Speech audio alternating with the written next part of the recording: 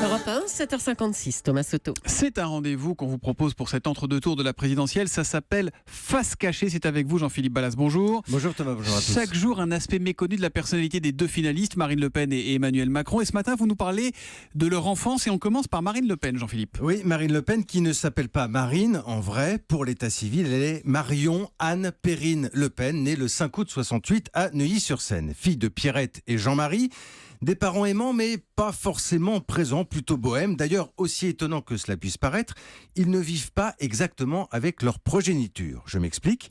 À l'époque, la famille Le Pen habite dans un même immeuble du 15e arrondissement de Paris, mais à 2 étages différents. Le 4e pour le couple Le Pen et le 5e étage, juste au-dessus, un autre appartement donc, pour leurs 3 filles et la nounou. 3 filles dont Marine Le Pen est la Benjamine. Elle a 2 grandes sœurs qui ont 8 et 4 ans de plus qu'elle, Marie-Caroline et Yann. Elle les adore, elles feront office de parents bis, surtout après le départ de leur mère, Pierrette. À l'époque, Marine a 16 ans et elle ne renouera les liens que 15 ans plus tard. Bref, une famille déjà habituée aux tempêtes, mais un lien fort, particulier entre Marine Le Pen et son père. Écoutez ce qu'en dit justement sa mère, Pierrette, c'était sur l'antenne d'Europe 1.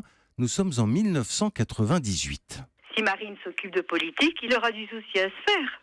Avec ma fille Marine, qui est le clone absolu de son père, les cheveux en plus. Physiquement, moralement, je vous dis, Marine Le Pen, c'est Jean-Marie Le Pen. Intéressant, hein. Si Marine s'occupe de politique, il aura du souci à se faire. Ouais. C'est plutôt prémonitoire. On est en 98, vous le disiez. Bon, et l'enfance d'Emmanuel Macron, alors, Jean-Philippe? Alors lui est né le 21 décembre 77 à Amiens et une enfance marquée par une femme, sa grand-mère des Hautes-Pyrénées, grand-mère maternelle, Germaine, qu'il appelle Manette, principale de collège, celle qui lui apprend les livres et qui lui apprend le travail. Emmanuel Macron lui rend hommage, souvent, publiquement dans les meetings, quitte d'ailleurs à éclipser ses propres parents, plus discrets, plus taiseux. Ses parents, des médecins, qui l'ont effectivement régulièrement confié à sa grand-mère, avec une scène surréelle racontée ici même à votre micro, Thomas, par Bernard Pasquito, auteur du livre « Les politiques aussi ont une mère ». À l'époque, le petit Emmanuel Macron a 5 ans. C'est absolument incroyable, c'est une scène, à 5 ans, il réunit ses parents, il leur dit, voilà, je suis souvent chez ma grand-mère parce que vous travaillez beaucoup, etc. Donc, tant qu'à faire, j'aimerais bien y vivre complètement. Bon, les parents ne rentrent pas dans le jeu, mais cela dit, sa grand-mère, elle est partout, elle est tout le temps, et même au mariage avec Brigitte, la vedette américaine, c'est la grand-mère. Elle a une grand-mère aujourd'hui disparue. Hein. Oui, en 2013, perte importante pour Emmanuel Macron. Elle serait même à l'origine de sa prise de distance avec François Hollande, jugé trop froid à l'annonce de la nouvelle, manque d'empathie avec son jeune conseiller. C'est en tout cas ce qu'affirme Anne Fulda dans son dernier livre, Emmanuel Macron, un jeune homme si parfait.